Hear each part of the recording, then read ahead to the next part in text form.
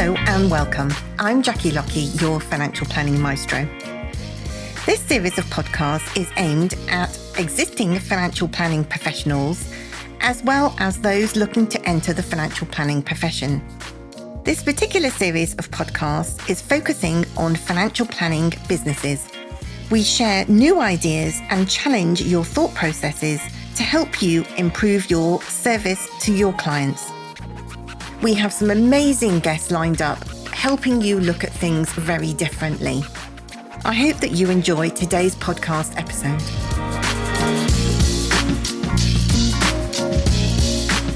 Hello and welcome. I'm Jackie Lockie, your financial planning maestro. And in today's podcast, we're continuing on to look at lots of business aspects for financial planners, budding entrepreneurs out there. And today I'm joined by a very special guest, and that is Brett Davidson from FP Advance. Welcome, Brett.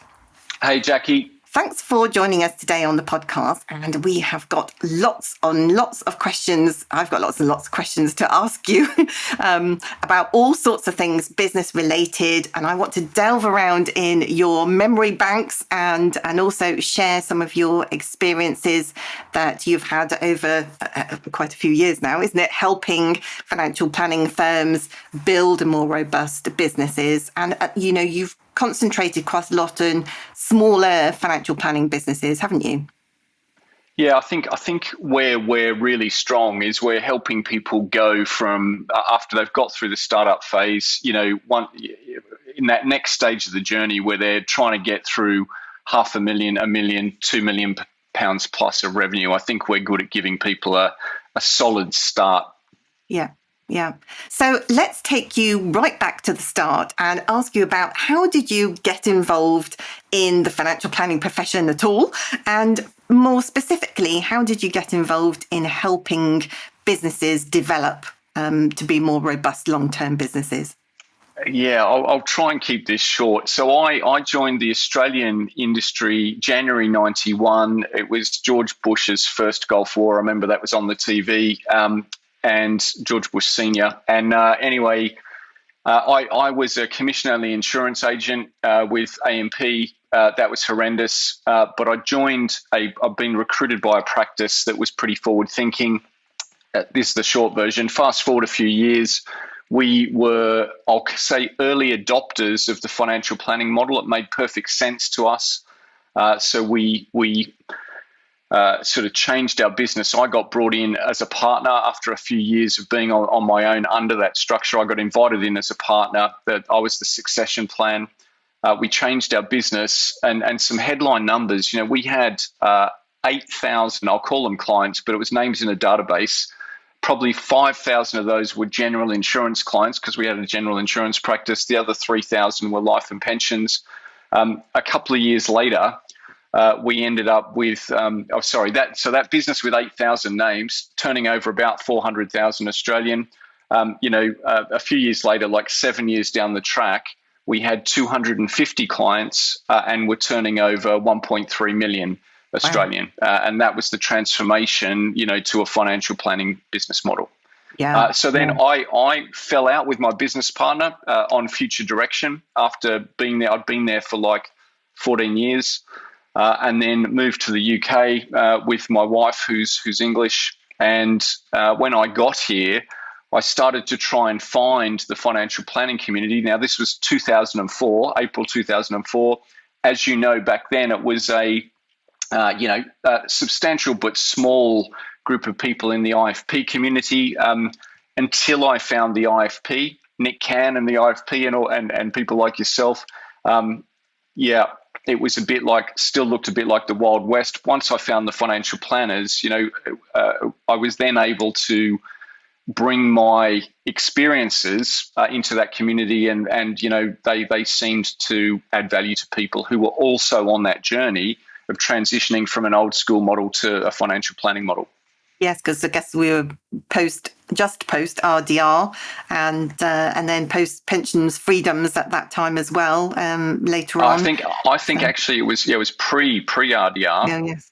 So you're kind of right in with kind of history repeating itself essentially. So you bringing your skills to the forefront on helping, smaller business owners, start to grow their business and get the proper structures involved. And I read recently you're a regular publisher of blogs, aren't you? And trying to, help the financial planning community kind of think a little bit differently. And one of the blogs I was reading just a few weeks ago was about, you wrote about being a chameleon won't help you excel in business. And it really struck a chord with me because I've seen quite a lot of people who've got very similar websites, trying to be all things to all people, and saying, we're a one-stop shop and, just come to us and, you can trust us kind of thing. And why do you think that so many businesses appear to be the same? Yeah, it's such a good question. And I'm going to chuck in an expression I've heard on a few US podcasts and webinars recently. They describe it as the sea of sameness. If you're a consumer trying to find an advisor, do this exercise yourself. Go onto Google, put in your postcode and say, find me a financial planner and see what comes up, right? It's frightening. And completely useless if you're someone who's not an industry insider. But why do businesses end up looking like this? I think my best guess is there's a few reasons. I think one is most people are copying everyone else, which when you think that most people don't know what they're doing, that's probably a really bad strategy. But hey, it doesn't stop us going there and doing it. There's safety in sameness. People are scared to stand out. I think the second thing is planners, advisors, generally speaking, haven't identified their niche. Who they love to serve. That's the expression we ask clients: is who do you love to serve? Now, the information is in their client data. If they look at their top 10 clients, that's probably their target market. And there might be a niche or two in those top 10 clients. They may not all be the same. But people then look further down the list and see all these other types of clients and think, well, hang on a second, I serve everyone, which is just not true. If you look at your top 10 clients and think, who are the people in there I love, who love me, who listen to our advice, pay our fees happily, you will identify your niche. And I think the smart firms, and there's very few of these from a marketing point of view, are going very narrow and staking their claim to be an expert in a very narrow, group of people or a narrow area. And for me, that's the thing that every firm should be doing, but hardly anyone does. And I suspect a lot of that is just fear-based. People worry that if they go this narrow, that they might put themselves out of business. In fact, the opposite is true. They will find lots more business because they can become a go-to expert in the space. And that's a really good point. And because I think, when you say the word niche, it kind of conjures up for me anyway, a kind of tiny sliver. Can you be too niche, or can you be slightly bigger than niche and still be successful? What do you really mean by niche? Yeah, so I guess I don't buy this concept that you can be too narrow. Like, you'll know if you're too narrow, you'll be getting no business, right? So that'll last about a week and a half and you can change it. But that's not likely to happen. Most firms, when we say, look, what's your niche? They'll say people at retirement. I'm thinking, well, mate, that's not a niche. Like, every advisor works with at retirement clients. So what's unique about that? But a niche is defined, I guess, by a common set of values, common needs or problems or challenges that they face. And when you look at your own client data, you can usually identify groups of people that you've by accident found yourself to be very good at serving. I always tell the story, Jackie. Back in my old business, we had a consultant, this lady Christine Bull, who was fantastic. And she nudged us for 2 years, right, to go and do some client segmentation and dig in our data. I don't know why we resisted for so long, but we did. But when we looked in our client data, we realized that something like 80% of our clients either were or had been the owners of small businesses. Oh, wow. Now, the reason we didn't pick it up is because we saw a huge chunk of people were retired. We thought retirees were our clients. But what we learned when we looked deeper was that most of our retirees were retired small business owners. Yeah. And the ones that weren't retired were small business owners too. And so, we had a doctor, we had a teacher, we had an accountant, we had these other people that made us think we dealt across the spectrum. But when you dug deeper into the data, there was clearly a huge chunk of people that we connected with. And eventually we started to get clearer on, targeting and serving that group of people. And I guess prod wouldn't really pick up that, would it? Because prod and the guidance around that given out by the regulator would just be honing in on, if you're looking at your retirement clients, segmenting your client bank in a way to service them, not looking back at the kind of the businesses they run or the jobs that they had done in the past. Yeah, and with all due respect, I wouldn't be paying any attention to prod at all if I was focusing in on running a great business and my marketing. Don't get me wrong, I might have to reverse engineer and check some boxes at the end, but this is as simple as, forget regulation and forget marketing doctrine. This is as simple as, who do I love to serve?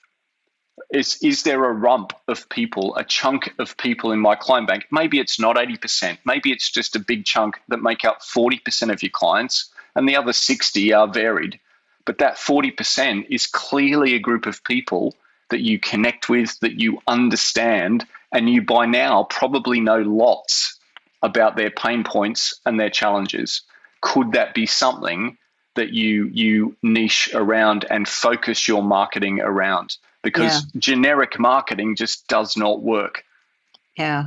And I guess those people, it could be, even as you mentioned earlier, that the people that you love to serve, the people that you naturally are drawn to, because I guess everybody if you're starting your own business, I remember you saying many years ago that, you start your own financial planning business and you say, well, I'll take any client who can miss the mirror, essentially.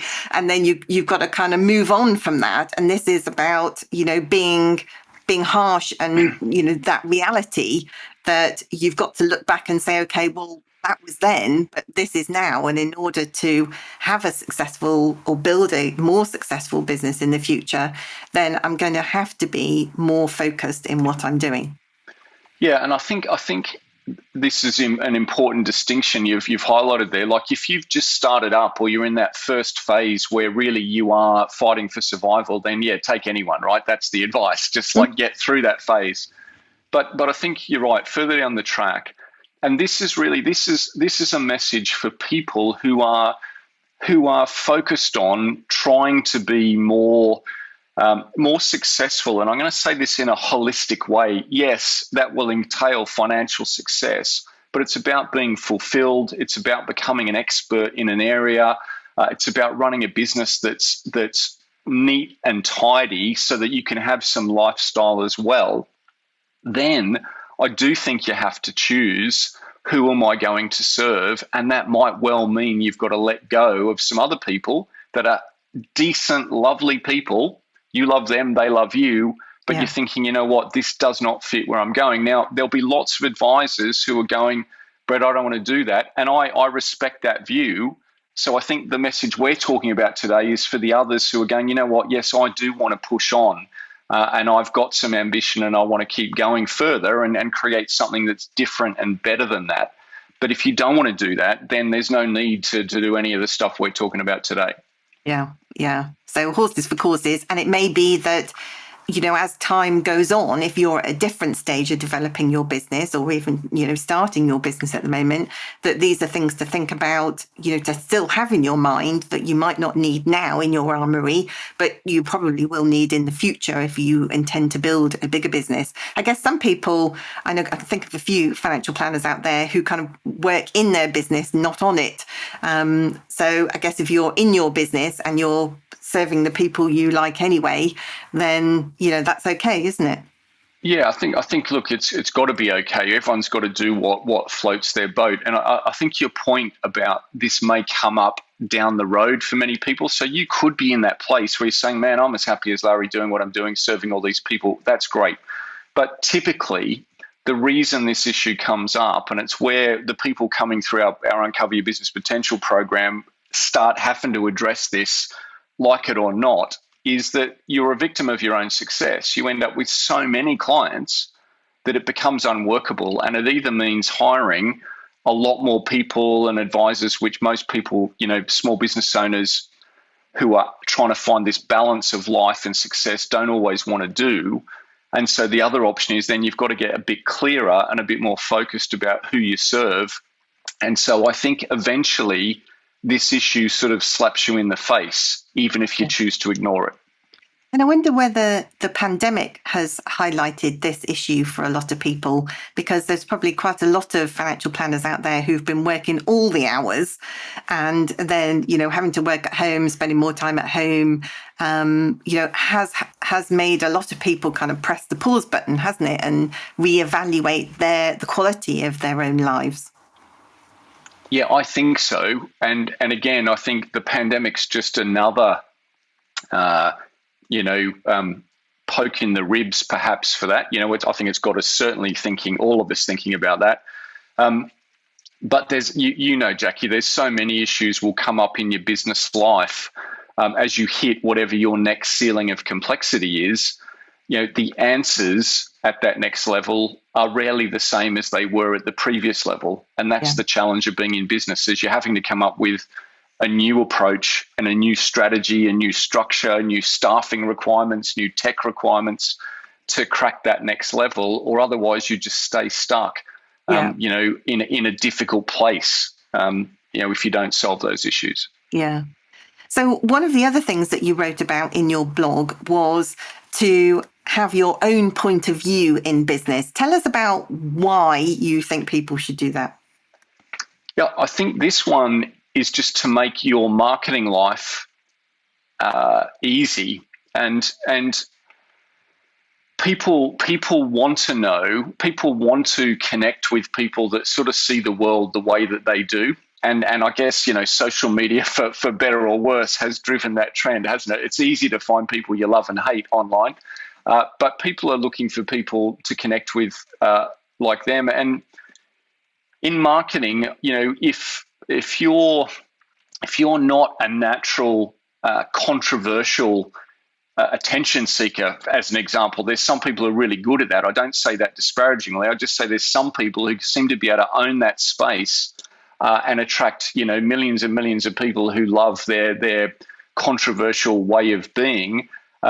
That's not really me, and that's not lots of people. So I'm going to have to find something else to hang my hat on from a marketing point of view. Now, the easiest thing to do is to think, well, what am I like as a person? What do I believe in as a person? And just put that out into the marketplace and let people find me. That was the approach I took from day one when I came to the UK. Was I thought I'm gonna have a pull marketing strategy where I just put out information and a point of view, and the people that like it or resonate with it can get in touch. Because I hate cold calling, ringing people up, trying to sell stuff. Even today, that's something I just don't really love to do. If we have to do it, sometimes we do. But generally speaking, we're trying to just put out that point of view. And I think advisors can do the same. If you're a quirky individual, then make your marketing quirky to reflect you. If you're a uber professional person, make your marketing uber professional. If you are controversial and don't mind going out on a limb, then be that person, 110%. There will be an audience of people that love that. What we have to live with when we take that position is that, probably half the world's going to love us and half the world's going to hate our guts. And that's just something you've got to live with, right? Yes.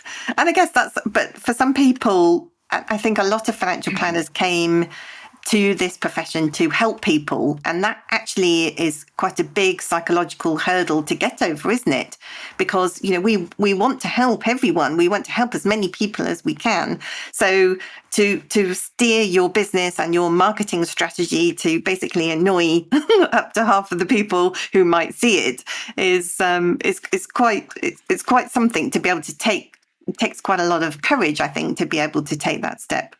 Yeah, but understand, you're not writing stuff to piss people off, right? It's just going to happen by default, right? I mean, look, I could go to a dinner party and clash with someone who has a different view to what I have. It doesn't mean they're right or wrong or I'm right or wrong. It's just we have different views. And, if people are focused on helping people, then this is the easiest marketing strategy in the world. Just write about stuff that will be helpful to your target clients. I mean, the ultimate example of this, I think, is Pete Matthew. Look at what he's done with Meaningful Money. Now, people might look at that and go, my God, I could never do what Pete's done. Well, yeah, but look where he started 10 or 15 years ago, whenever it was. He just started putting out videos to help people. And now it's a powerful marketing force. You can be the same if you're a startup advisor. Write blogs, do videos, do podcasts, create YouTube stuff that helps people solve their problems, for free. Give it away. And what you'll find is eventually you become the font of wisdom and people will come back to you and say, mate, can you help me do this better?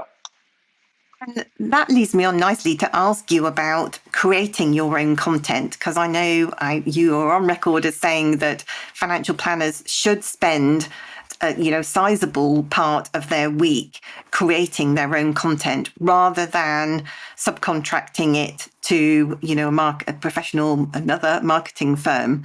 Why is that? Because I guess if for a lot of financial planners, they're thinking, I want to be spending my time seeing clients and building my business. And maybe I'm not really a great marketeer. I don't really know what I'm going to write or something like that. I just don't seem to have enough time. So what advice would you give to the financial planners in that situation? Yeah, I think, let me clarify why I've said that, and I stand by this, but it's a bit more nuanced. So I'm not a fan of outsourcing like your blogging or your regular communication with your clients to the marketing firms. Now, let's be clear, the marketing firms do a very good job on this, but the problem is it's not your point of view. It's talking about generic issues, and it's never going to capture the knowledge and the nuance that you have about your client, your specific clients. Like, even if I work with business owners and you work with business owners, I dare say, Jackie, if we wrote 10 blogs, they're all going to come at it from a slightly different point of view. You're going to express it in your words and your way, as am I. And there's an audience of people out there who will love the way you say it, and there's an audience who'll love the way I say it. And that's missing if we've both outsourced it to Phil Bray. Yeah. And that's so really interesting. My point is, I do understand, not everyone loves to do this. Perhaps most people don't love to do this. Excuse me. But my point was, if you can brief the copywriter or the person who's going to draft the content with real client stories, right, what you've done at the coalface last week or the week before, if you can do that, you will end up then at least with copywritten material that's really honed in on the issues that you're identifying in your clients. So you can get help, but I don't think you can outsource it completely. No. And I guess because you've got to reflect your own personality in it, haven't you? You do. Yeah. And so if financial planners were trying to kind of revisit their marketing or take control of some aspects of their marketing, what kind of mediums do you think would be the best place for them to start? Is it writing blogs? Because I know that video is becoming ever more popular now. Podcasts like this one, or every man and his dog. Somebody said to me the other day, if you don't drive a Tesla, you haven't got one of those uni outside of pizza ovens. Then you're not you haven't got a podcast, then you're not a financial planner. Yeah, very interesting. So I think the where I've got to on this, I think video is super powerful. I think all the evidence says that video is really powerful, so that would be a great medium. But if video just isn't you, I think find the medium that you love. And you'll notice, whilst we're doing more video at FP Advance, I still do a lot of writing. That's my preferred medium. We've made an effort to branch out because we're trying to reach people in different ways. But it usually, the videos start as something I've written that we then turn into a video, not I sit there and think about what am I going to do on a video. And so I think you can work with whatever works for you. There will be people out there who do no video and no written blogs, who just podcast, who are killing it, and vice versa. There'll be others who haven't moved into video or podcasts, who are writing, who are still killing it. So I think it's not about the medium. It's using the medium that I think primarily you love, if this is an effort for you, right? If marketing is not an effort for you, then all right, use the medium that's going to interact best with your clientele. But if you're a typical financial planner who's going, mate, I don't love this shit, right? Do the thing that works best for you, and just know that you will still get to people that way. Yeah. And I think also don't be afraid to try something new, because I have to say, since launching these podcasts, I didn't think anybody would listen to me, to be honest, or come and talk to me. But I've had an absolute whale of a time doing them. And so, I think, financial planners shouldn't be afraid of this, all these different mediums out there doing vlogs and blogs and videos and all sorts of different things. It is about the message. And if you're passionate, then I think people will take that on board, don't they? Yeah, absolutely. And also don't look at what's out in the marketplace and think I can never do that. There's an entrepreneur, a female entrepreneur, Marie Forleo, that my wife has followed. I've seen a bit of her stuff over the years, but you look at, if you go and Google Marie Forleo and have a look at the quality of her stuff now, it's amazing. But you can go back and find her early days YouTube stuff, and it was interesting, but it's certainly not the production value she's got now. That's where she started from, and she's hugely successful. Start where you can. You will learn as you go. When you go and do some filming, give yourself way more time than you think. Let yourself do it badly 27 different ways until you find the way that works. But that won't last very long. That's 3 months, 6 months of work, and then it's gone. Yeah. That's great advice. Do it wrong 27 different ways. I'm on I don't know how many, 20-something different ways, but I'm still doing it. And I think, the whole purpose of, over the years, we've been very reluctant to get out there and sell our services. And that is really what financial planners need to do, isn't it? To differentiate themselves, to stand out from the crowd, and actually don't be afraid to embrace, to be a seller, as in the seller of good quality financial planning services. And do you think that there are so many, I think there's so many financial planners out there who, hide in their light under a bush because they're introverted and they can't get their message out there, or they feel like they can't get their message out there because they kind of, over the years, we've kind of steered away from using that term sell, as in sell your services. So for those of us who are a little more shy, what are the things that we could do? I guess starting with those, your favorite mediums to get your messages out there, and don't be afraid that a number of people just aren't going to like you.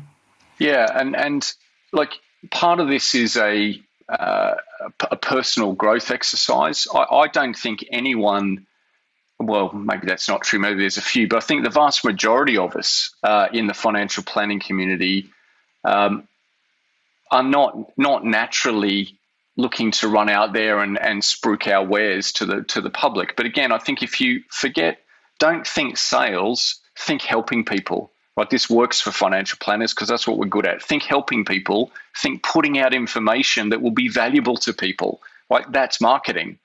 And that's all you need to do. And when you think about it that way, I think it changes everything. I'm not selling anything now. I'm just providing quality information, and eventually that will become I believe, a flow of work into my business.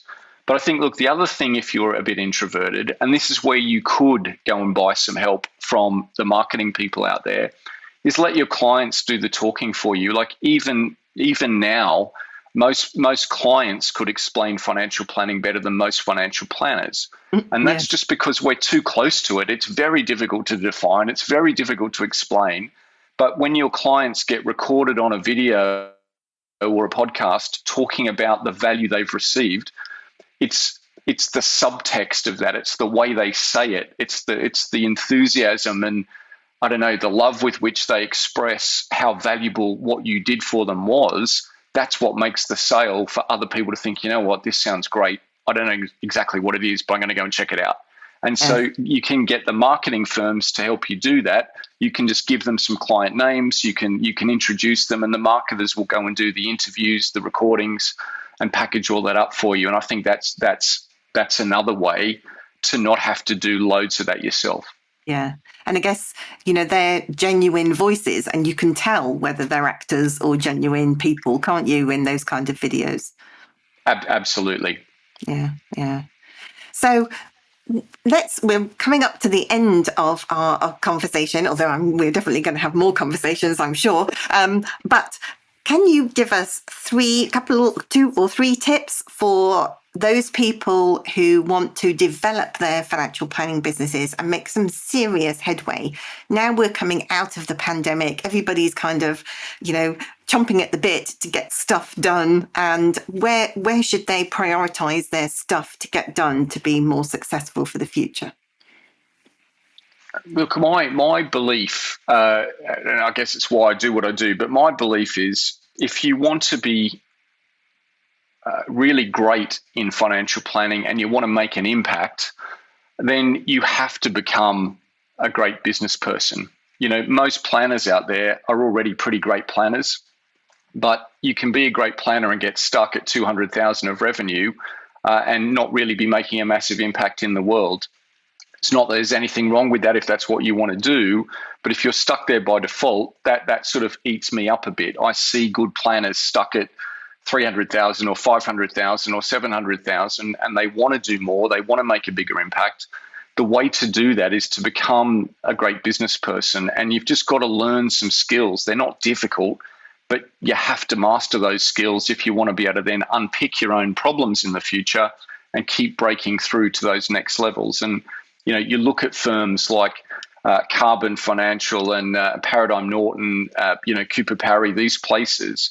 These are run by people who've taken on board that business mindset. Now, in all 3 of those examples, and there's plenty of others, but in those examples, the owners are deeply committed to financial planning. They haven't sold their soul to get bigger and badder and make a bigger impact, but they've certainly invested time and energy in becoming great business people. And I think, that's the one tip for me, that if you want to enjoy your financial planning journey as well, a bit of business mastery doesn't hurt.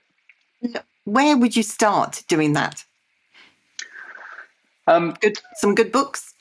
Yeah, I think certainly it's wide reading. I mean, I'll tell you another thing I love. I mean, I don't know if this is just what I love, but Harvard Business Review, I subscribe to the mag, and don't get me wrong, I flick through it, right? There's lots of stories in there that are aimed at, big companies, but even some of those, occasionally there's a story in there going, mate, that applies to us. It really helps with keeping you dialed into the way people are thinking about addressing different issues. And some of that's fairly cutting edge. Those articles get published when these are relatively new ideas. And I think feeding your brain with there probably is a list of 20 great books for small business owners to read all those. But something like Harvard Business Review, looking at businesses in other sectors, how are they solving problems? What are they doing? Just read widely, dip yourself into other places, and let your brain will connect the dots for you, right? You don't have to do it consciously. It will just eventually all start to make sense. Yeah. Lovely. Brett, we've run out of time. Thank you so much for joining me on the podcast today. It's been an absolute pleasure to talk to you. Thanks, Jackie. It's been a pleasure to be on here. Thank you for having me. I hope you enjoyed today's podcast. It's really interesting, isn't it, to listen to other people's points of view about different things, all relating to our wonderful financial planning profession. If you know anyone who might be interested in listening to any of these podcasts, please pass on our details to them. So that's it from me. Join me again next time when we'll be talking all things certified financial planner related, and also dropping in on our new entrants to the financial planning profession. Bye for now.